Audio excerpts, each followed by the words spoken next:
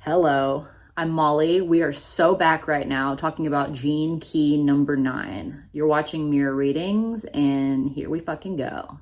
This gene key has the shadow of inertia, the gift of determination, and the city of invincibility. In terms of accessing the gift frequency, inertia is a very tough shadow to get out of, and you have to have Taylor Swift level determination. Okay, this shadow creates an immobility by bogging us down in extraneous details. We start overthinking all this shit that doesn't matter, and that's what creates the inertia. Inertia has a technical definition in physics that I'm probably going to butcher right now, but I'm pretty sure it's something to the effect of an object at rest is going to stay at rest. I'm not looking it up, so don't ask me to, but I think you get my drift. Inertia keeps us basically doing nothing, and in the gene keys definition specifically, it keeps us ruminating on details that are actually not relevant. We have to learn how to put our energy only towards what is for our highest good. So in a repressed state, this inertia makes us reluctant. It makes us hesitant to do anything that's even remotely out of our comfort zone. And in a reactive state, we can easily become diverted. It diverts us towards distraction and these extraneous details that ultimately weigh us down. This shadow invites us to shed a light on small tasks. Small tasks are the key to getting out of the circles that inertia keeps us going in. Every single act is a magical act when we do it intentionally. And in order to access the gift frequency of determination, we have to start with small tasks that ultimately connect us to our purpose, because inertia is so powerful. It will keep us locked in behaviors that ultimately aren't productive and keep us disconnected from our purpose.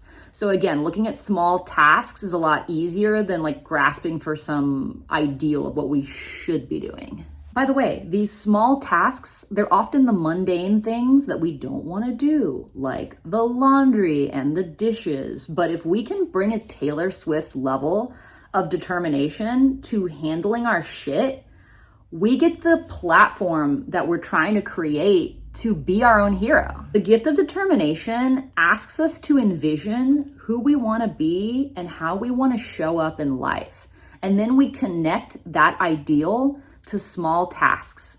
Repetition is the key to this gift, but as we keep repeating right action, we create a groove.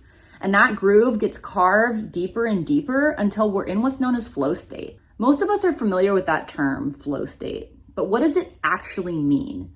When we're in flow, we need a lot less energy to do what we're doing, and our thought becomes a servant rather than a master. Rather than thought driving the boat and being this sort of like overbearing boss, thought becomes a tool in our toolbox that we use to make our lives easier. When we're in flow state, we don't need as much energy to do our daily tasks.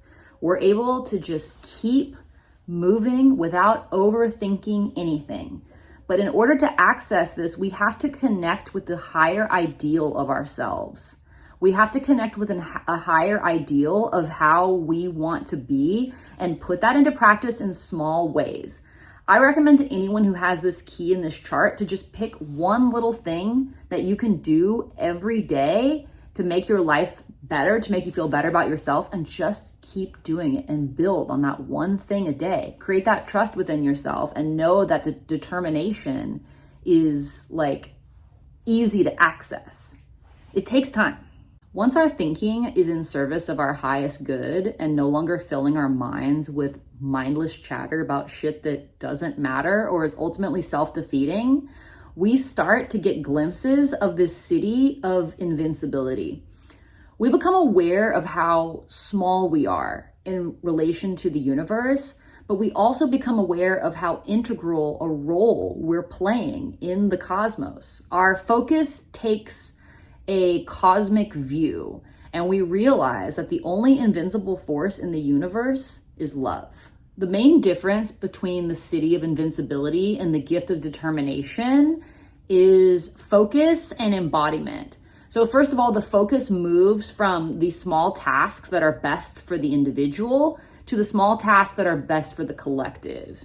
And in terms of focus, we move from an individual focus to a cosmic focus, and we move from like an intellectualization of this concept of determination to embodiment of it. Like, rather than knowing that all of our intentional acts are magical and we better come correct if we want the great cosmic algorithm of life to like give us what we want, we start embodying that effortlessly. And then all of our acts are just high-powered magical acts, and we're in flow state, so we don't have to think about it. When this siddhi is attained, it expresses as a cooperative pattern where we can cooperate with anyone, even people who are uncooperative. And it expresses as an invincible love. It's giving love no matter what is coming its way. It's a feature of enlightenment. In this siddhic state, we hold a great deal of responsibility, but it's not heavy because we know that every magical act carries with it a great responsibility in every single little bitty thing that we do. And we know that when we begin something new, the first step in the process is the most important one because it's going to set the tone for everything else. And we become much more intentional, especially with the first step. Life hack for any Swifties out there who have Gene Key 9 in their chart: put on literally any Taylor Swift song and access the gift of determination immediately. By the way, this will work even if you're not a Swiftie, because Taylor Swift songs are amazing. And there's so many of them, and you will definitely find one you love if you make even like the slightest effort to journey into her catalog. I digress. I'm Molly. Thank you for watching Mirror Readings. If you'd like to book a reading with me, please visit mirrorreadings.com to see all my offerings. Subscribers to this channel get 15% off, and you can set up an appointment by emailing me mirrorreadings@gmail.com. Thank you. See you next time.